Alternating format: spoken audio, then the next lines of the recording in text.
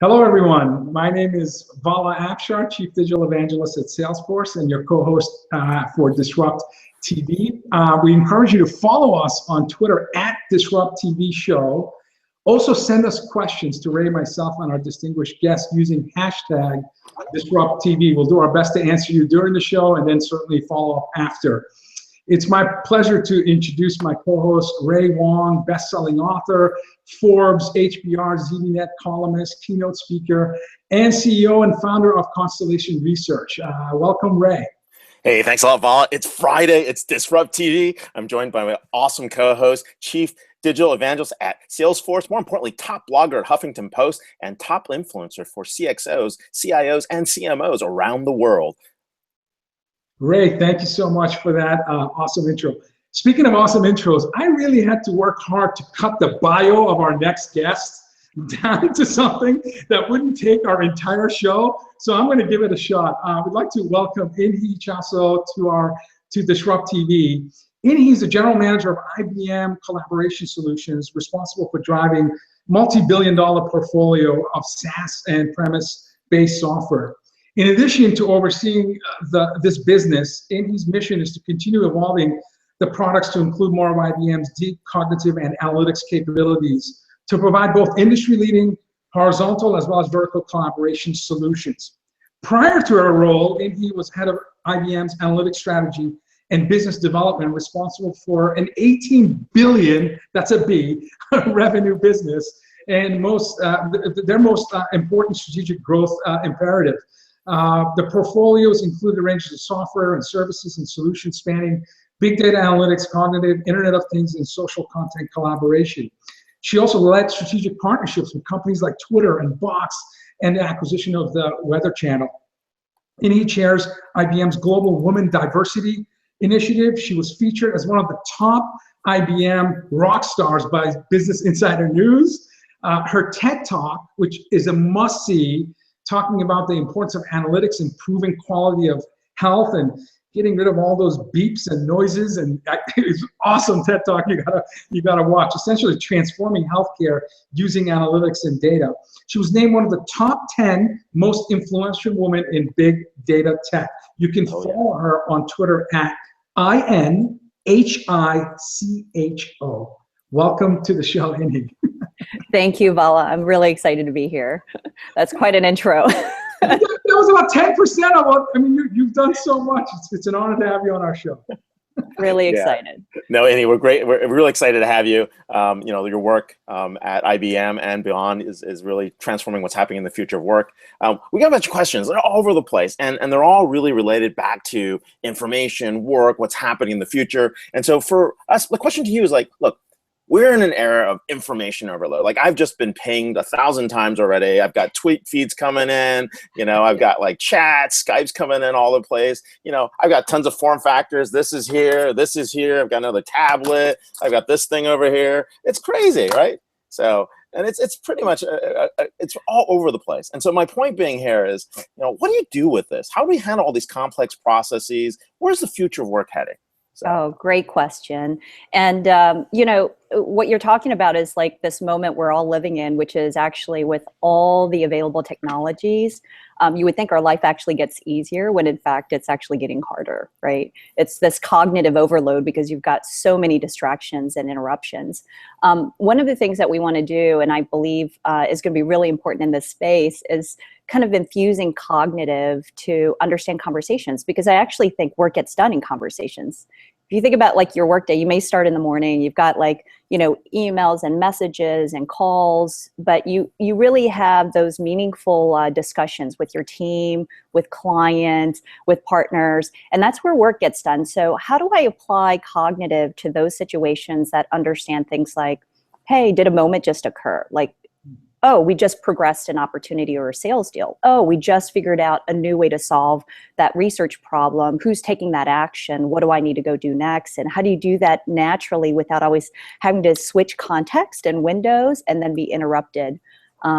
So the area that I think is going to be really transformative is actually putting Watts into work for everyday people in the tools that we use every day, right? Email, calendaring, messaging, unified communications, audio, video. And so I'm super excited to bring kind of my background in data and analytics to the collaboration space. That's amazing. In your incredible TED Talk, you mentioned how a single patient in a single day can produce 100 million data points, which was unbelievable. And your company, IBM, has spent lots of time and energy developing a market category of cognitive with your flagship product you just mentioned, Watson. Where does cognitive computing play a role in augmenting humanity? You just mentioned a bunch of lines of business, for example, sales, marketing, service, and the future of work. Yeah, so in the TED Talk, and I'll bring it down to kind of the everyday tools, one of the things that I was highlighting in that is some of the advancements in real-time stream computing, right? The ability to process millions, if not billions, of sensors and devices and information coming at you in real time. And it actually gives you almost like the superpower to speed up your analytic process, but actually slow down time. It's that I equate it to, not to give it away, but I talk about that moment in the movie Matrix where, Neo can slow down time and all of a sudden you could see the, spanning 360, the camera and the bullets. Exactly. So I think just to put it very tactically and tangibly for everyone that's watching, when I think about infusing cognitive to work and workplace tools, it's at a very basic level finding and working with the right people, the right content, and surfacing those insights. And the two ways I look at that is just infusing cognitive on in the solutions in task-oriented ways and transactional ways, meaning, how do I prioritize my inbox? How do I prioritize my time? Are there things that you can assist me with in terms of personal assistance, virtual assistance on coordination, calendaring, progressing actions like, summarization from meetings and assigning tasks? But then there's a second portion of cognitive, which isn't necessarily task and transactionally oriented. It's more what I consider advisory services, right? Deep expertise that you have to curate the data and the domain and the understanding to say, okay, how do you surface unbiased discovery? Right, that's something that's not a declarative task that needs to go get done in that moment. In that scenario, you're discovery is really hard, and you think about search as sort of the beginnings of it, but it's really not the end state. Discovery is historically the burden has always been on the individual to come up with the question. But now, what if you could actually interact with a system that where the agents are actually embedded and into the tools in such a way that you're discovering things about even yourself that you didn't realize, right? Your unconscious biases, maybe in terms of topics or what you thought was important versus should be important, or it may be new research areas, right? Especially in areas like Watson Health and certain domains, you want to understand what the latest are in terms of risks, opportunities, treatments, quality of care, economics of those things, and it's hard to keep up these days. And so having that kind of expertise and assistance that can kind of discover with you is the idea. So for me, Watson is all about with humans. It's not necessarily a replacement. And that's why putting that to work in our everyday application tools is really exciting. Well, hey, one of the things that's been interesting about cognitive tools and what's happening with AI and machine learning is really studying those patterns to get there. And so I guess what you're saying over time is you're basically using these systems to identify patterns, figure out what those patterns mean, and then bring levels of insight so people can kind of access to them. Yeah, that's right. And right now I would say there's a huge excitement in the industry around texting and typing and chat services in particular, right? A lot of people are talking about team messaging and team rooms and so forth. But why are we constraining ourselves only to typing and texting culture? Why wouldn't we care about cultures where we're actually having conversations, just not like now, right? If we said in this meeting, hey, let's follow up on an item, we need to get together and meet with XYZ person, because I want to introduce you to that person, then that's a moment in our call that should have been picked up via audio or via video, right? It didn't necessarily require Vala to be typing it in, or Ray, you go, okay, Inhi, I'm now going to send you an email or a message in a chat channel to tell you to go set this up. Right, and it's channel independent, right? You know exactly which channel, which Exactly. context, how to get there. Now, one of the toughest parts about this is, I mean, you're in charge of collaboration, right, across, IBM, and that's the division that you're part of. But status quo, right? People are just used to it. I mean, one of our analysts, Alan Leposki, can say this. He's tried every single tool that he can actually put into Constellation, and That we is true. unfortunately we're back to email, Skype, and maybe Box, right? I mean, that's just kind of how we operate. Like, Slack's in, he's trying to Slack channel, and we just can't get off that inertia. And so the question is, Human like, nature, right? how do we beat that piece, right? What do you guys do to tackle this, like to break the status quo and get people to adopt new tools? Oh, really good question. So we're definitely, I agree with you. We're creatures of habit for sure. I think all of us, right? It's that moment when you go to a multi-day meeting and people gravitate back to the same chairs they sat on the first day and the Yes. second and third day for some unconscious reason, right? Because I think it's like the preservation survival instinct in our human nature, but it also is our risk adverseness. But just on a more serious level, there's probably two elements. One is the thing that I've been very conscious of in the enterprise is what people care about is workflow, meaning how do I actually get the content surface where you got the right people working on it to achieve an objective, and it's integrated back into the data that exists across multiple enterprise applications, as well as external data sets, social data sets, meaning, just in terms of the crowdsourced. And how do you integrate that just thoughtfully and in a way that has a high degree of confidence and fidelity in that data, and train it in a way that makes sense. So the integration back into the enterprise system, so whether that's ERP, CRM, HR applications, whether it's, but then personalize it, contextualize it to the individual, right? The way, Vala, you respond to things is very different than Ray versus me. That alone is something that needs to be personalized and contextualized. So for me, integrating those set of capabilities and microservices, both in the cloud as well as on-prem, is going to be a key sticking point in terms of making it real. The second piece I'm going to be very focused, and my team is very focused on, is the pure joy and delight of using a great service. And this is part of the, I think, the push. People have been talking about sort of the consumerization of IT and consumerization of business. I kind of think of it as, making sure that we're actually setting the right bar for people to not just achieve the outcome that they want to achieve, but do it in a way that makes you want to connect with the people you connect with in a more effective and efficient way. It's the flip that happened when everyone went to smartphones. Part of that was the ecosystem, but it was also the pure joy of the experience. And that's what I want to weave into the enterprise workplace applications. And so some of the things that you're seeing now in Watson Workspace and Watson Work Services is about openness. It's about extensibility of the APIs. We created both an app as well as a headless set of APIs because we wanted others to have these moments where they're like, this is so cool. Okay, now you're helping me prioritize my time, my focus, my energy. Oh my gosh, now I can actually put my attention to things that require deep thought.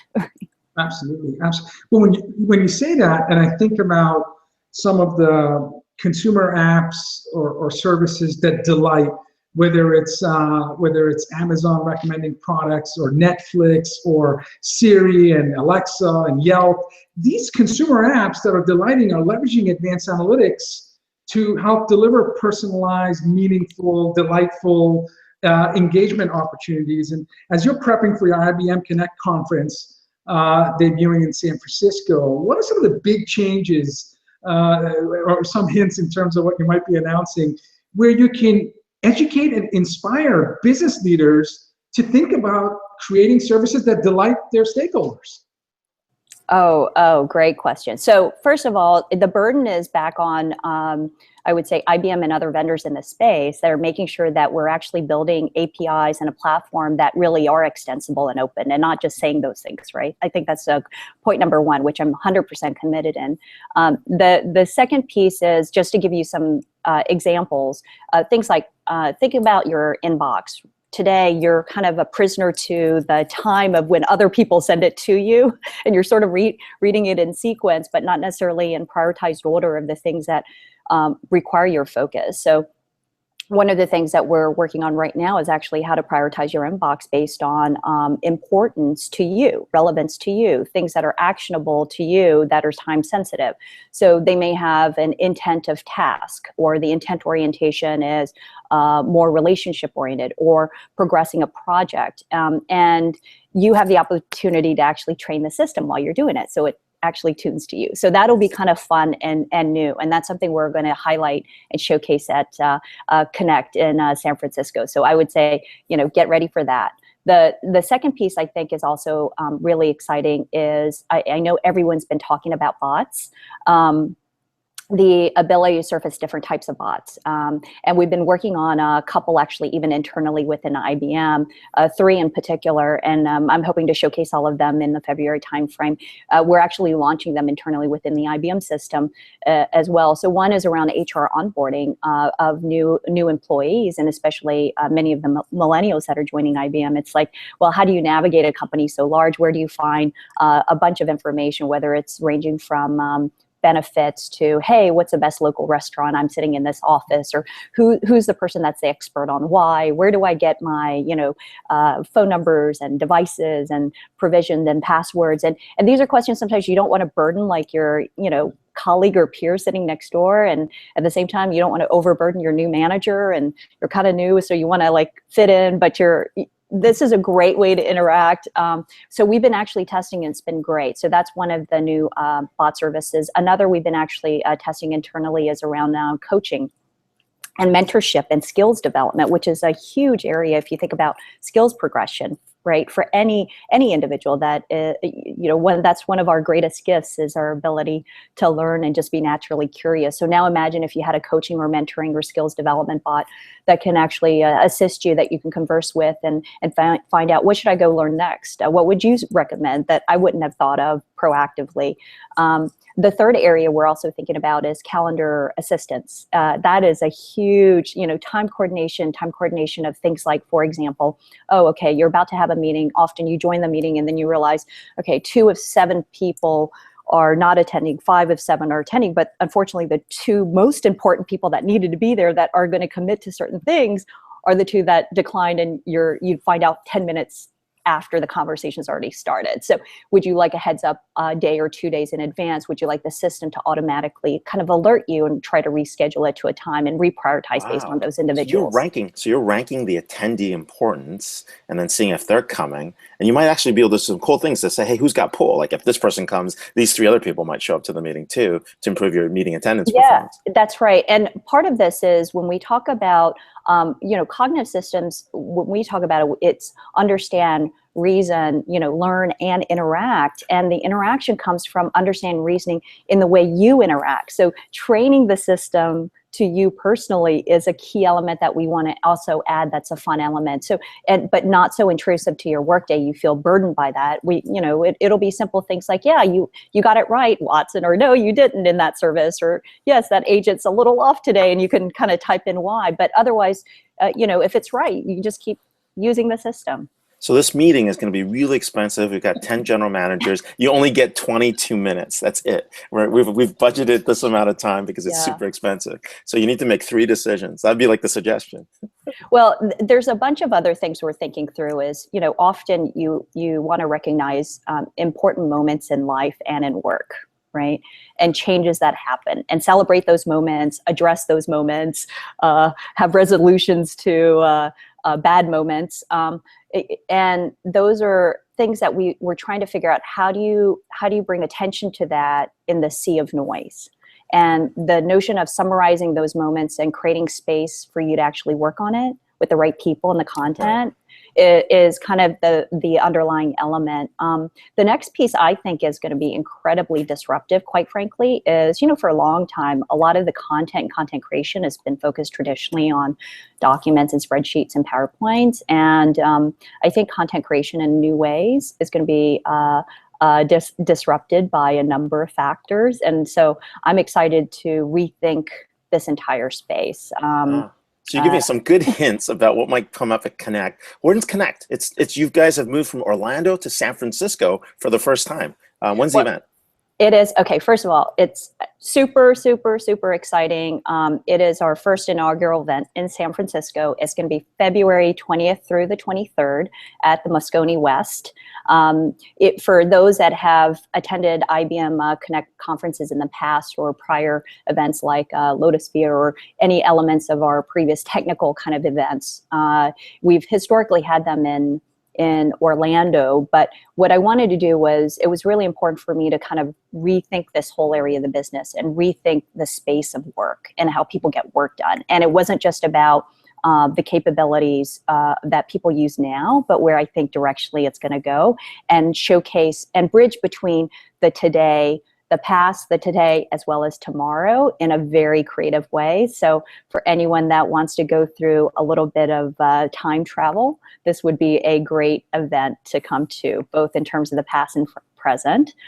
The other aspect too, which is really important for me, is that that our platform and all the services that we're going to create and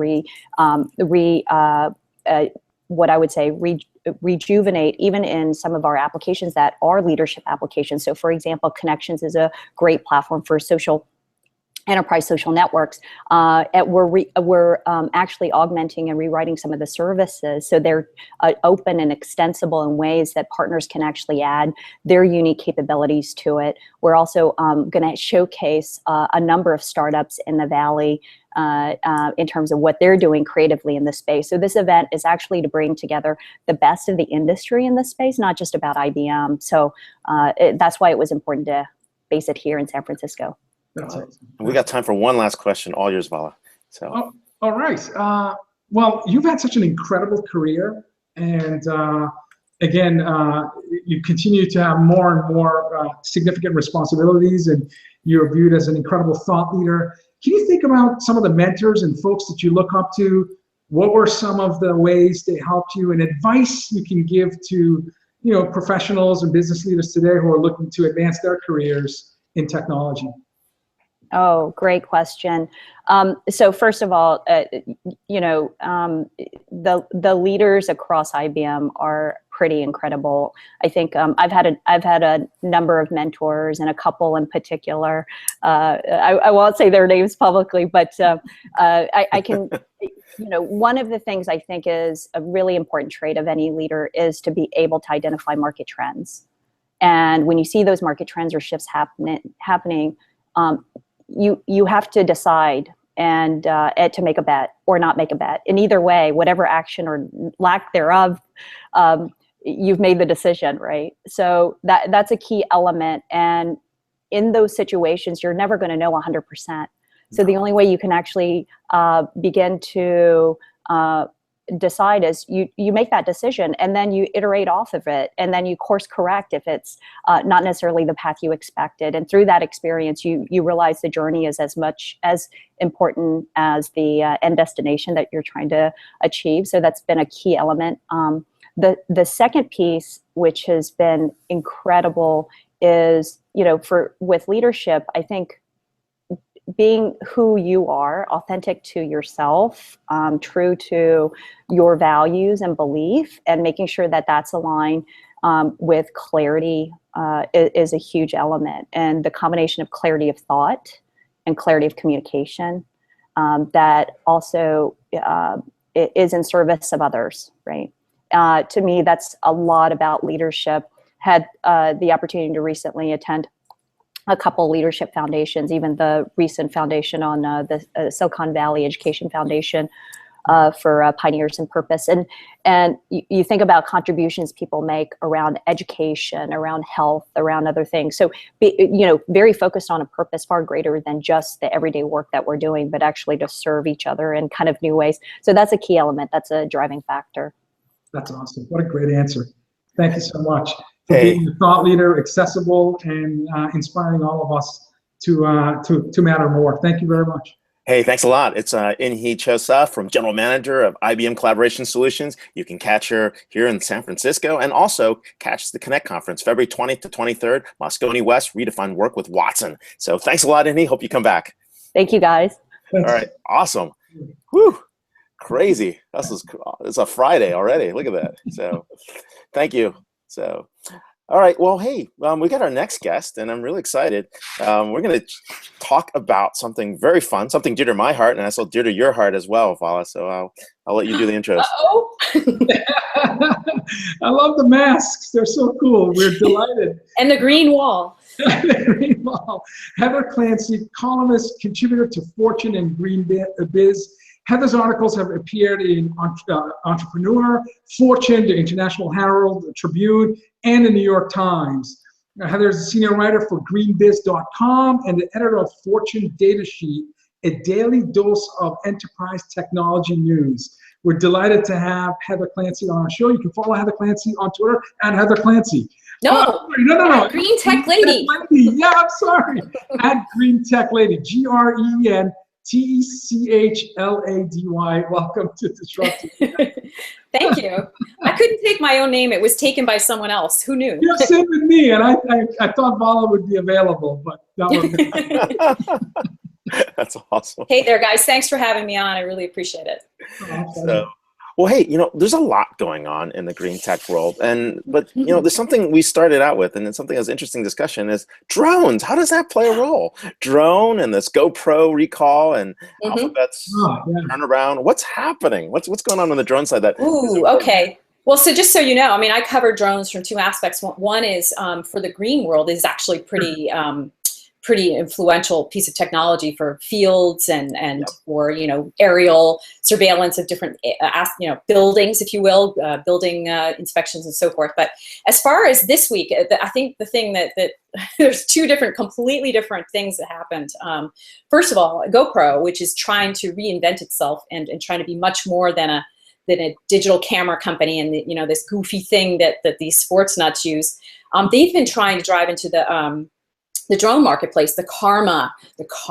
Named the karma drone. Unfortunately, they don't have such good karma with this product right now. And actually very responsibly so. The background here is that the drones just came out about a month ago. Yep. They've sold about 2,500 of them. I think they're about $800 each, but they have battery issues. So some of them have failed in mid-flight, whoop, bomb, that's the. And so the company took the very unusual step of, you can't call it a recall because it's not like an official legal recall, but they are pulling them back. They've stopped selling them to figure out what's going on. Is it the battery technology? Is there some communications problem? But so, the good news is they're being responsible. The bad news is, right before Christmas, this is a product that they really need to diversify and to become much more than what they're known as the consumer, the consumer camera company. As far as the Alphabet situation, right? And we know there's several huge companies. The division in Alphabet that's working on drone technology had some disruption in their team. So they've got some management changes going on, and it appears that they've pulled back on a pilot that they were going to do with Starbucks. So there's some. I think it's probably tied to the bigger picture of Alphabet, Google's parent, is just being much more thoughtful and disciplined about costs. So they're taking a step back to figure out what, the planes are working. They've shown it off, but what are they going to do with these? So where will they be delivery? Will they be flying internet services? What is exactly the market that they want to focus on? And so they've definitely got some reshuffling going on. So there's been two very interesting strategy shifts from two very different ends of the market, consumers and then very high-end sort of these huge mammoth things. So no, on the GoPro issue, right? I mean, part of it might have been the way they designed the camera, but they did do the recall in the middle of the election, which is pretty smart. It got buried in the news, so I was really surprised you brought that up. I noticed it. You noticed it as well. But the interesting thing about that, I mean, if you look at all these recalls, right, between batteries, on phones, I mean, we're starting to understand how this technology is being built, right? The rechargeable batteries, the lithium batteries, and how it all gets set. There is something to this, right? I mean, it's a lot harder than people realize. It's a lot harder people realize. This electricity thing that we all count on. I actually had to, as we know, I had to move across the room because the lighting wasn't so good at my desk. So I'm here cuddled on my couch, but I'm also disconnected. So I'm like, how is my battery going to last? But yeah, I guess it does go to show that we are more vulnerable and dependent on these batteries than we've realized. I mean, and it's becoming even more important, with Internet of Things and other devices that we're putting out there in the world, that we need to get a handle on what's going on. I didn't know if you noticed the Samsung apology letter this week. Did you see that? It was They buried in the election as well. Well, but hey, you know what? It's not. Was it the dishwasher, the phone, the full page ad in the I think New York Times, the Washington Post. I mean, that is not. They took out a letter to apologize for maybe being a little too hasty with getting that product to the market. Not maybe. No, it was a good move. It was a good move by their PR team to do that. My interesting thing about Alphabet and Project Wing is really all the things that they're trying to get to, like crop dusting, Chipotle delivery. I mean, there are a lot of interesting things. That's the point, right? They need to figure out. I mean, the exciting thing about drones is that there are so many different great applications. But hey, you know what?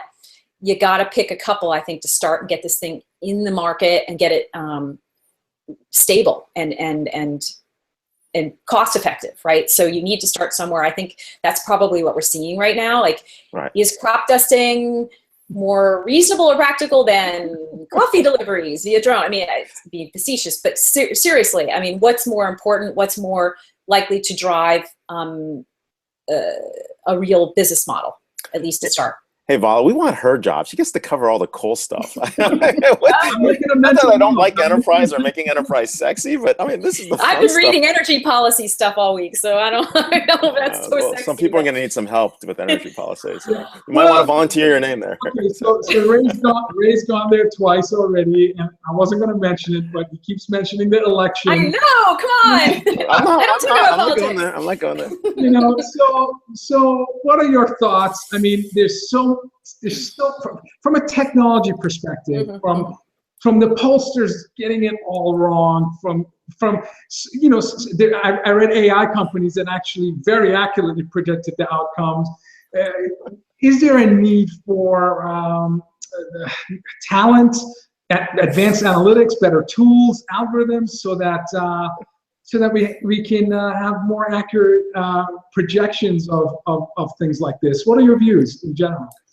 Oof. Well, I have to say, I in my little perch here in northern New Jersey, I actually had a feeling about 4 weeks ago that this is going to be the outcome, and I don't know why. I can't even.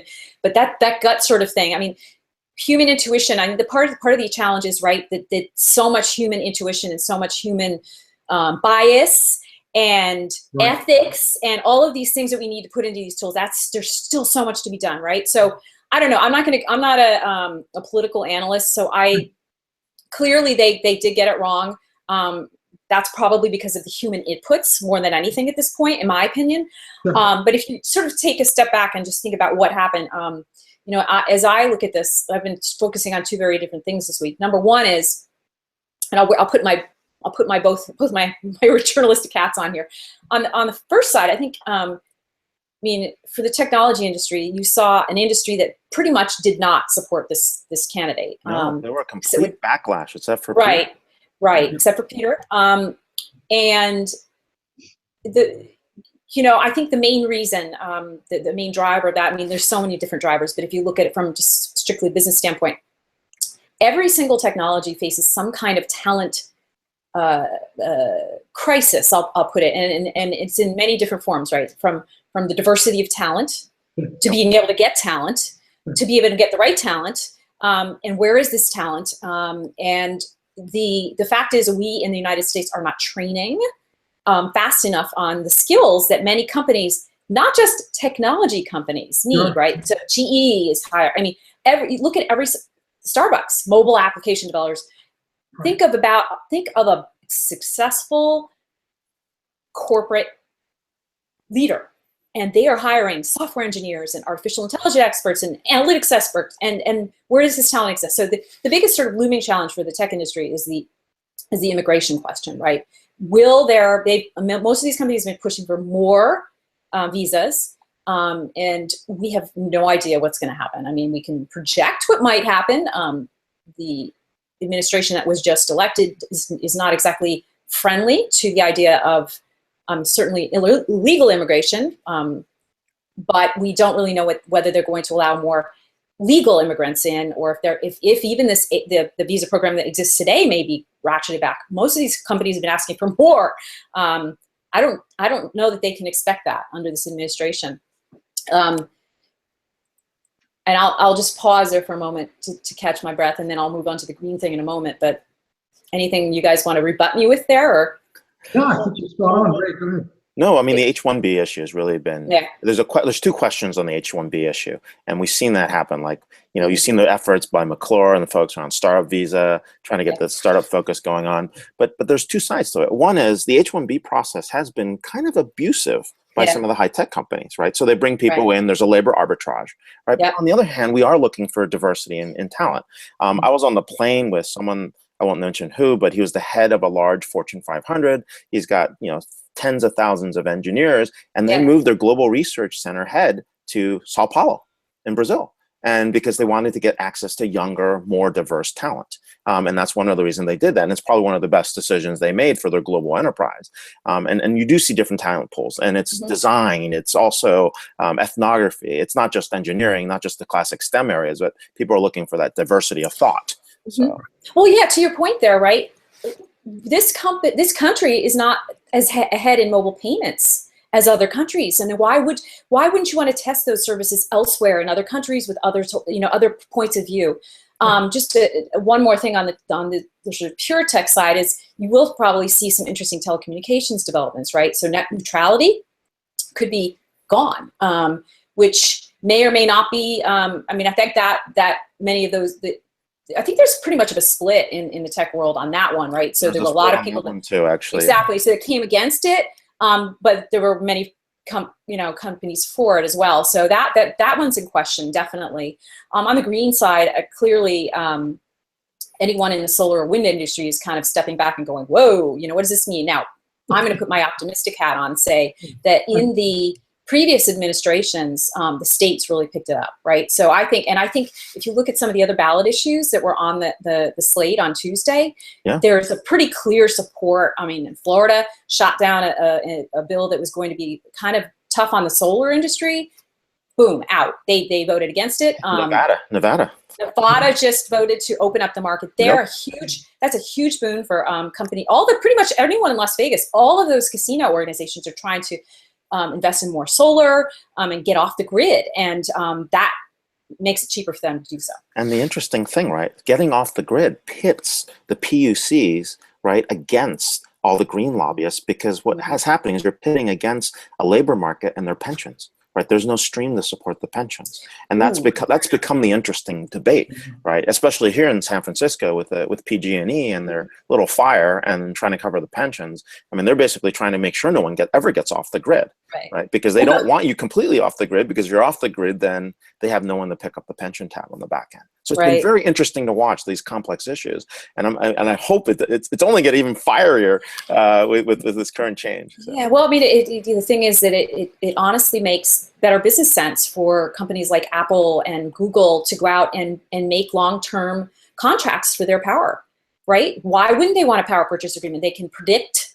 how much it's going to cost over a longer period of time, 12, 15, 20 years. They obviously have the chutzpah to make those investments, but you're seeing lots of other smaller players come in. Like, for example, Iron Mountain, right? Guys, not like a reasonably mid-sized company, but not huge. They just piggybacked on the Amazon wind thing that was announced last month. So, I mean, I personally think that train got momentum, and I think just based on the business case, you're going to see continued investment in it. But it definitely has sort of the environmental world like a little, I would say horrified, but also at the same time like completely re-energized. Like so much commitment to getting out there and getting the word out. Especially on the western states where we definitely get the sunlight. So I've got plenty of sun here, but you didn't like. You've got plenty of sunlight. Actually, New Jersey used to be a very progressive solar state. Sure. We've got a lot of solar here, so. Yeah. You mentioned Apple and Google, and these are two companies that are involved in the open data center technology space. Yeah. And the Facebook's open technology space. I mean, Facebook rolled out their Open Compute project in 2011, but even before that, it was companies like Google that figured out maybe it's better for them to design their own hardware and software rather than buy off-the-shelf products from top vendors. And you've got companies now joining this initiative. Can you talk about this open data center technology and why should it be interesting to other businesses and organizations? So, you know, if you think about it, this is like, I don't know, maybe 2 or 3.0 of the white box movement, right? Yes. So remember, right at the start of the personal computer industry, there were so many different brands, right? And then as the power consolidated into some of the larger companies, many other organizations began building their own hardware. You know, if they had the buying power, they were going to Intel, they were specifying systems that were more pertinent to their specific use cases. So you would have these boxes that had special things for, you know, processing graphics, or, you know, I mean, there were so many special purpose workstations out there and systems. This is the next incarnation of that, right? As these companies need to specialize, need to drive the power out of their uses, right, and to drive their loads down, need to accelerate the communications between different servers, virtualize more of them. They've been starting to do this on, I mean, Google and Facebook have been doing this a very long time. Yes. I mean, I think I can remember at least 10 years ago, like hearing about Google's white, you know, like they didn't want to let anyone in. It was secretive, and Facebook too. But they realized over time that like the whole movement can benefit from the sharing of this technology. So they're, you know, if you're, certainly if you're a data center company, you want to look at these specialized servers and other equipment networking, because phase 2 of what Facebook is doing is pushing this into the networking gear, right? So that's what they released in one of their second switches this week, I think, to I believe that's called the Open Telecom. I can't remember the right name of that project. It's over here somewhere. But in any event, they've moved from the computer server itself to the networking gear. As far as the Open Compute project, yeah. Compute, well, OCP. But the other one is the Open Telecom. There's a second part to it, right? There's a second organization that's come up with it. This is the Voyager part, telecom infra? Exactly. It's part of that. It's part of the Voyager project. Anyway, doesn't matter the name. The point is that anyone that has a large, you know, we know that there probably will be very few companies that put their entire computing load into the public cloud. Yeah. There's going to be private clouds, and as organizations build out wherever they are, these private services, they're going to want to use the most cost-effective, energy-effective, fastest technologies out there. So that's what's driving me. So if these guys are doing it huge and right, why not copy, if you will, or borrow, or build on what they're doing? So I think that's why it's important for us to keep an eye on what Facebook is doing. But back to Ray, do you think in order to accelerate software-defined networking or network function virtualization, they're just maybe tired of waiting for traditional data center companies with the innovation velocity that they desire? I mean, certainly Google, Facebook, these companies can throw a lot of intellectual horsepower and new technologies in areas in the data center space. This would suggest that other companies aren't doing it fast enough. I mean, Cisco certainly has a lot to lose or gain by doing similar things.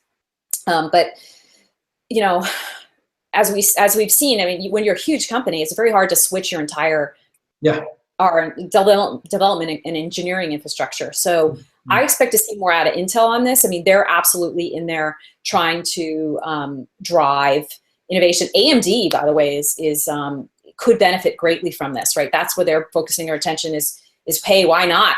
Ironically, if you will, Intel was like the champion of the white box market at the personal computer side. Now, AMD suddenly has this, gosh, like, let's get ahead of this. They've had, you know, so they've quietly come out of their problems, and they're sort of, you know, they're in turnaround mode.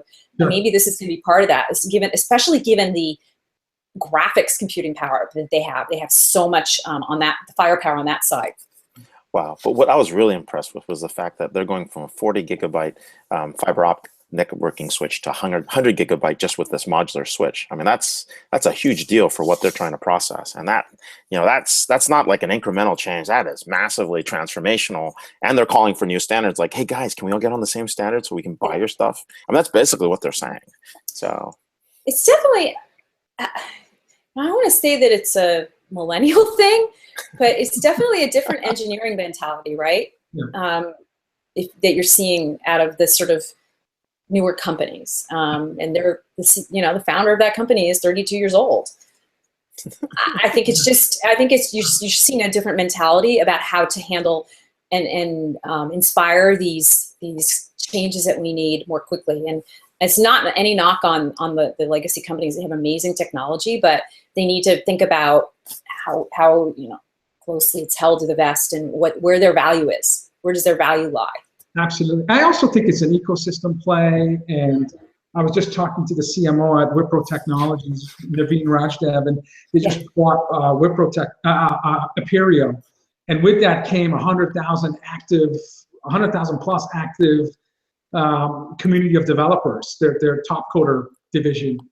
And so, yeah, the open source and the ecosystem and just keeping up with positive change, I think it's important. Shifting to another topic is mobile payments, and Citibank entering the fray. They launched a new mobile wallet using, I think, MasterCard's MasterPass platform. Right. And 100 million customers will have access to this, and they can make purchases with their apps and their NFC mobile payment technologies in 33 countries. Your thoughts about mobile payments and just the ability to, I'm going to be going to Disney in December, and I can't wait to strap on that magic band and just point to things. It's a little scary, right? But this we knew this was going to happen when Apple Pay got announced, right? So they were first to market. Yep. They've been building the interest in this, right? And I'll admit it, my Starbucks app is used every day that I'm down near there, and I do they love me because I use the mobile order. I just walk in, walk out, and I laugh at everyone in line. But in all seriousness, now you've got Citibank, Chase, Wells Fargo. Now all are like whoosh, coming down on this, and the thing that on the one hand you could say that a certain generation has more of a relationship with their bank than with an Apple or a Google, because certainly Google's the other big player here, right? So on the Android platform, I think it's going to come down to where someone's brand loyalty lies. Am I going to use Apple Pay, or do I already have a MasterCard that I use all the time, and it's going to be just easier through that service, and I'm going to see different analytics on it. I'm gonna get alerts in a different way, like, ooh, do you really want to spend that, or security alerts too, right? Sure. So I think it comes down to where so it makes it the pressure's on for Apple and Google, but also the pressure's on for the banks to prove that they're as cool as those two brands, right? So you pick up your smartphone and I don't think of Chase. That happens to be my bank. I don't think, am I going to use the Chase app? I'm going to use this. Apple, so I use the Starbucks app. Is that my wallet hooked up into Apple Pay, or is it hooked up into Chase or whatever? So I think it's it signals a turning point in my mind, though, of this becoming a much more mainstream play in the United States. So I'm Sure. Jersey girl. I'm speaking from a U.S. centric point of view here, which certainly, China is got way, China and Japan are way ahead of us, right, on this. So it makes a lot of sense, right? Yeah. I mean, we've seen the tie from identity and payments all coming together one place, and Citi was actually one of the first people to support Google Wallet. Right. And so I think a lot of the work there, we've had a speaker at our event, one of the old SVPs of Citibank, Andrea Chin. She was early. She was on the PMO team that put Google Wallet on the map, right? Yeah. But now as we look at this like 3 years later, I think you're completely right. I mean, if the banks don't do something, pretty soon all my payments could show up somewhere else, which is more convenient, whether it might be Facebook if they do payments, or Amazon, which has all my information already. And so anybody who enables the payment side of the equation is now effectively competing with the credit card issuers. I just saw something I didn't actually read up on this. I just saw it right before I jumped on the call, but you can now talk to PayPal and get them to make a payment instead of actually going in and making the choice. So I guess it's hooked into Siri or something, but I believe PayPal announced a Siri integration this week. Yes, there's like, I think Siri and PayPal Money. So you can now talk to Siri to send PayPal money. So it's more the peer-to-peer stuff. Exactly. So you can tell Siri, please send, please send Ray Heather, please send Heather, a $100 gift certificate. Right, and they'll do that.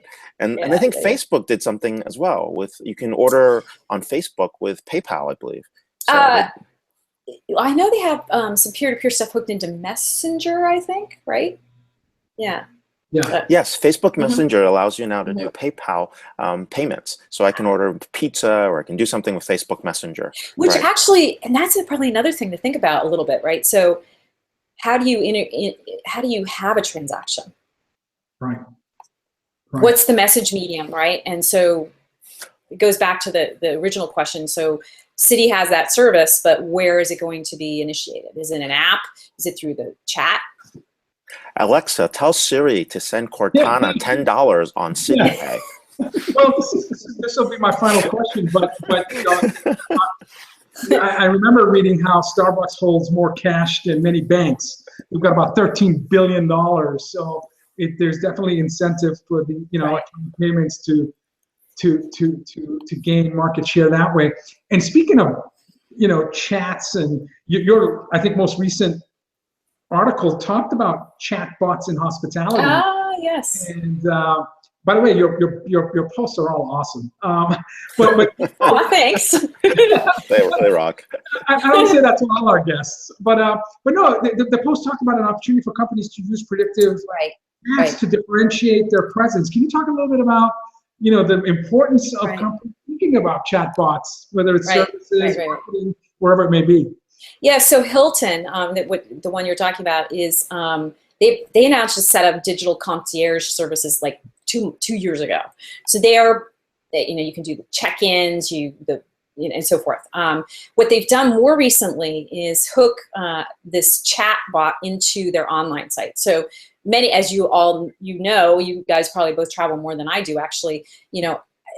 The hotels are trying to drive more consumers and guests and so forth to their own websites to reserve, because it locks it and it creates a relationship that's closer and tighter. They can sell more. I mean, for all the right marketing reasons, right? They want people to reserve directly with them. So they're using this technology on their site to get a better sense of where someone's going, what they've looked at, and to try to predict personally, right, how someone might want to engage. So if I'm looking around in a certain area, they might address me and say, hey, Heather, you've been looking at Chicago a bunch of times. Like, are you interested in going there? Do you want to go see the Cubs while you're there? Are you excited about which shopping do you want to do? And so it might spark conversations. And these are not there. Some of them are automated. Some of them are automated and auto-generated. To the first question about using AI, they might be some kind of dialogue.